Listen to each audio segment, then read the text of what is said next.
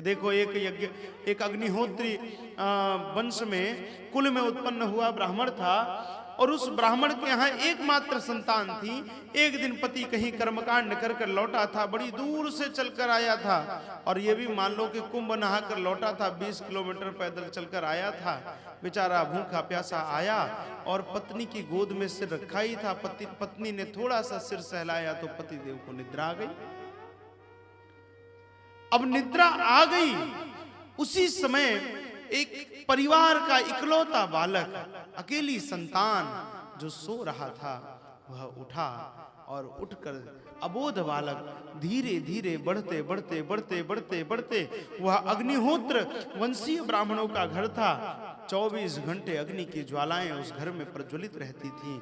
वह बालक बढ़ते बढ़ते गया और जाकर के उसी अग्निकुंड में गिर गया। गोपियों, तुम्हें पता है, वह नारी केवल इस नाते नहीं उठी कि पति जग जाएगा, पति सेवा में विघ्न हो जाएगा। और थोड़ी देर बाद जब पति की थाक उतरी और पति जो है पत्नी की गोद से सिर उठाकर बैठा, और पत्नी चित्कार करती हुई रोती हुई जब अग्नि की ज्वालाओं के पास गई और ज्वालाओं में देखा तो धूं धूं करती अग्नि की ज्वालाओं में वह बालक खेल रहा था। ये पति सेवा का फल है, ये पति सेवा का फल है।